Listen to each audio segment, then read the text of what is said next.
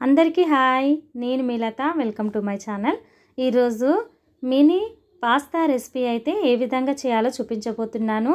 చాలా ఇష్టంగా, చాలా ఇంట్రెస్ట్గా పిల్లలైతే ఎంజాయ్ చేస్తారు, చాలా ఇష్టపడతారు. కాబట్టి సింపుల్గా ఏ విధంగా చేసుకోవాలో చూపించబోతున్నాను.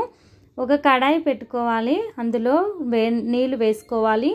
నీళ్లను బాగా మరగనివ్వాలి. నీళ్లు మరిగేటప్పుడు మనం ఇందులో కొద్దిగా సాల్ట్ వేసుకోవాలి, కొద్దిగా ఆయిల్ వేసుకోవాలి. ఆయిల్ సాల్ట్ వల్ల టేస్ట్ వస్తుంది. పాస్తా విడిపోటట్టుగా మనకు మంచిగా వస్తుంది, అతుక్కోకుండా ఉంటుంది ఆయిల్ వేయడం వల్ల. చూడండి, నేనైతే ఈ ప్యాకెట్ తీసుకున్నాను.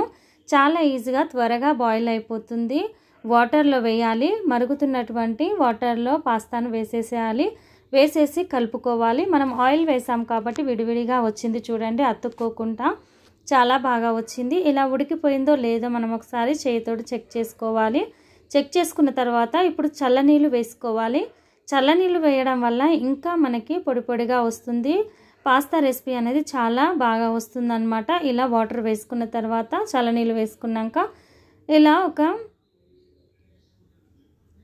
గెరటితో కానీ వడగట్టుకో కానీ తీసుకోవాలి.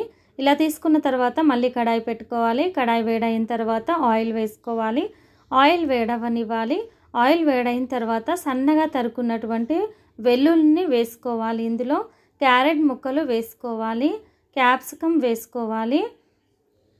ఇలా వెల్లుల్లి, క్యారెట్, క్యాప్సికము, క్యాబేజీ వేసుకోవాలి. ఇందులో మీకు ఇష్టమైనటువంటి వెజిటేబుల్స్ వేసుకోవాలి.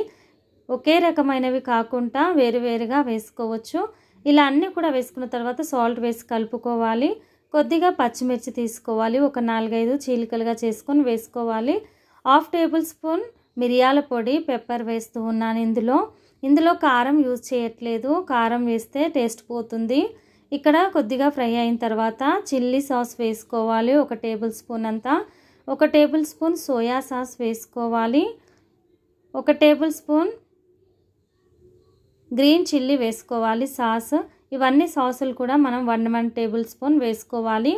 క్వాంటిటీ తగ్గట్టుగా పెంచుకుంటే సరిపోతుంది. ఇవన్నీ కూడా వేసుకున్న తర్వాత కొద్దిగా కలుపుకోవాలి. కలుపుకున్న తర్వాత ఇక్కడ టమాటా సాస్ కూడా వేసుకోవాలి. టమాటా సాస్ ఒక 2 టేబుల్ స్పూన్లు వేసుకోవాలి. మరీ ఎక్కువగా వేసుకోకూడదు, ఎందుకంటే అది స్వీట్గా అవుతుంది వేసుకోవడం వల్ల ఎక్కువగా. ఇలా కలుపుకోవాలి. కొద్దిగా కలుపుకుంటే మనకు మంచిగా ఫ్రై అయిపోతాయి ఇవన్నీ కూడా.